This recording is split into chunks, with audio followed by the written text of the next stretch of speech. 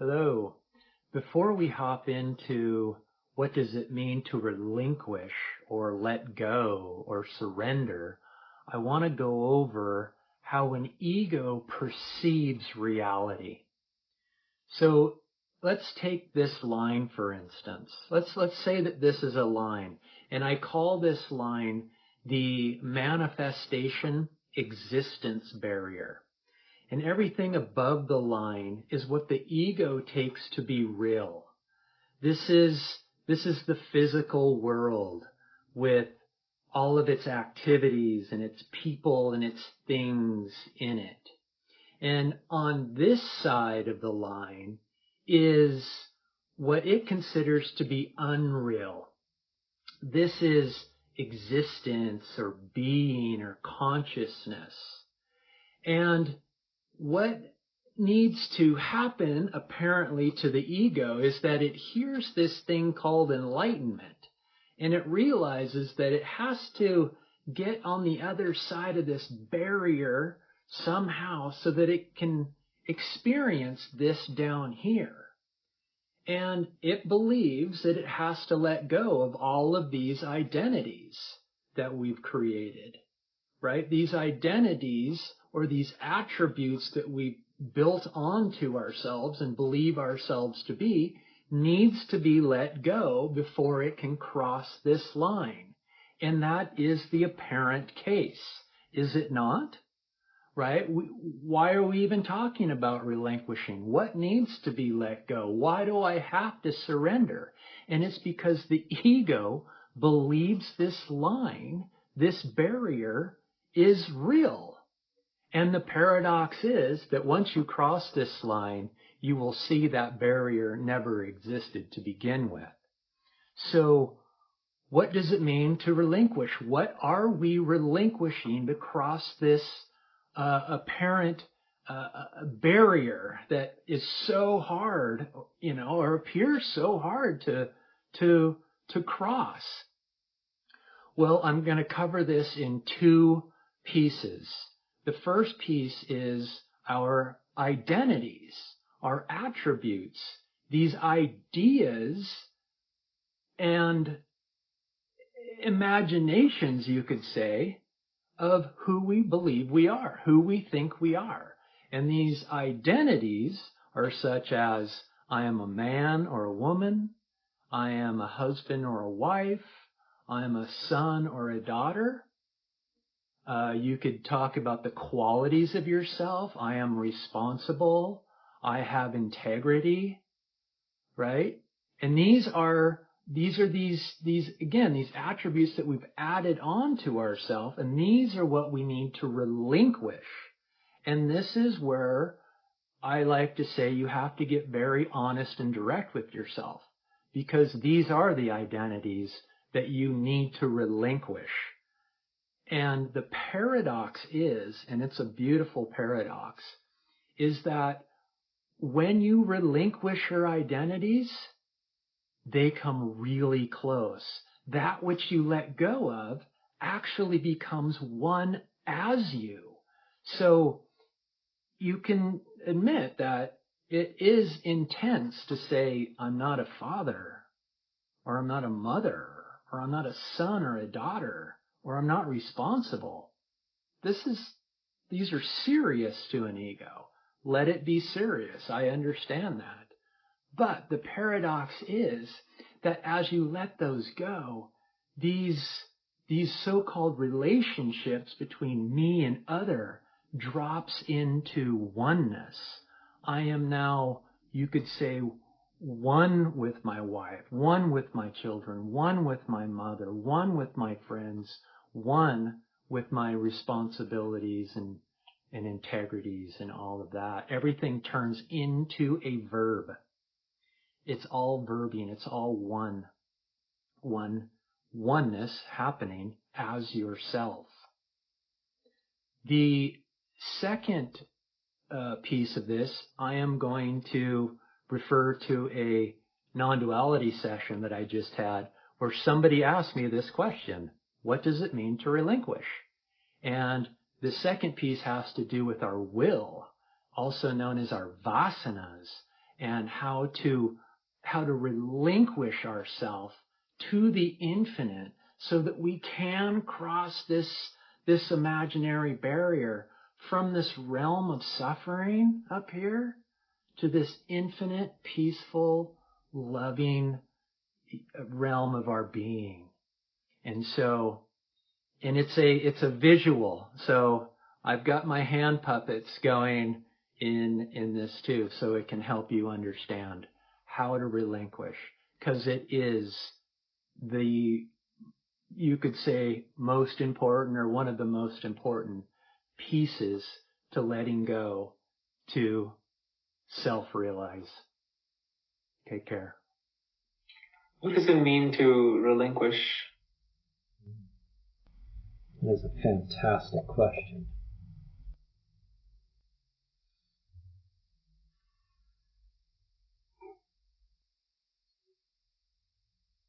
This is the counterintuitiveness of this practice. Thank you for asking this, because this is really it.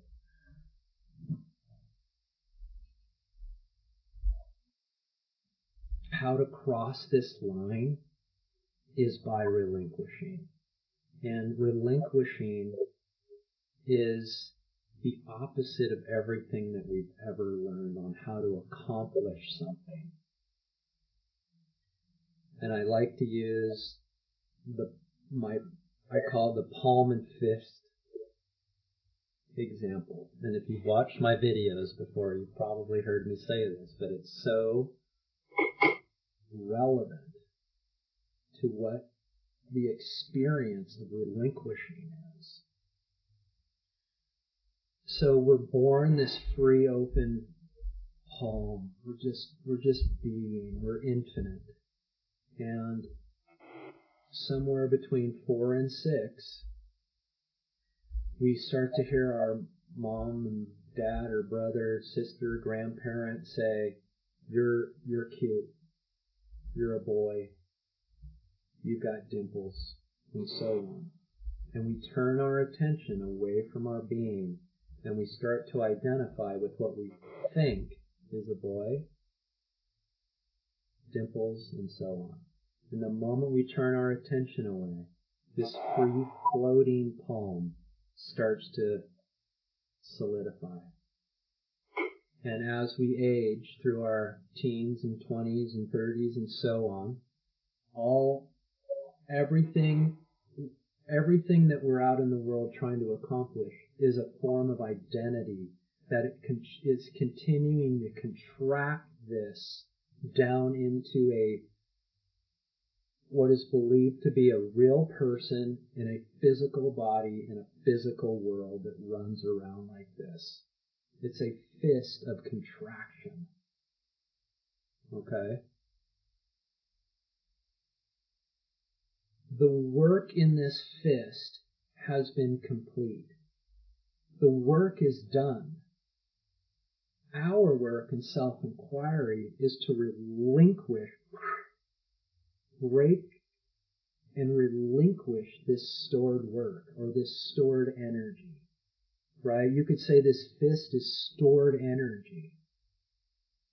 To break this fist apart and create a free-floating palm out of it, you do not have to put in any more energy into that system. From going from here to here is a relinquishing of energy. It's the absence of energy.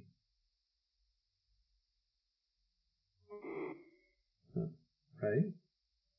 So, your experience in self-inquiry is relinquishing these tensions of energy that you have stored in you. These stored tensions are known as your vasanas. They're your will. They move you around. These are the levers that make you who you think you are. And these levers are urges and tendencies that make you want to move away from yourself. And any time you have a tendency come up in self-inquiry, to move away from yourself, such as a thought, I am bored. This is boring, Sadhu. There's so many more fun things that we can go do than sit here in silence.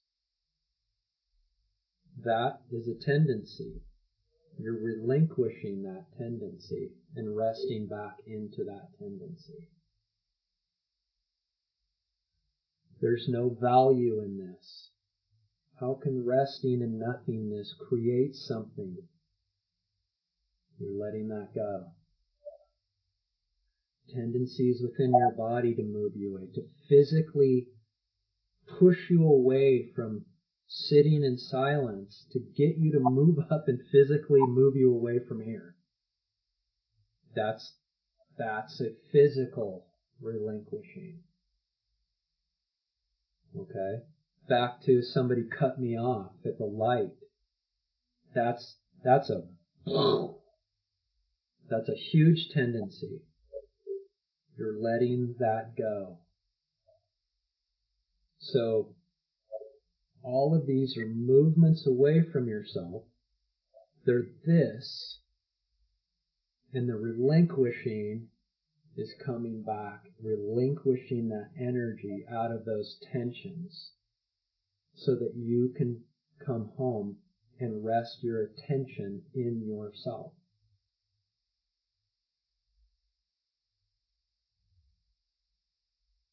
Another way I like to say that these tensions to move us away from ourselves are like a spring. If we just sat a spring, you know what a slinky is? Mm-hmm. If you just sat a slinky on your chest, it's in its perfect state. It's in its perfect peaceful form.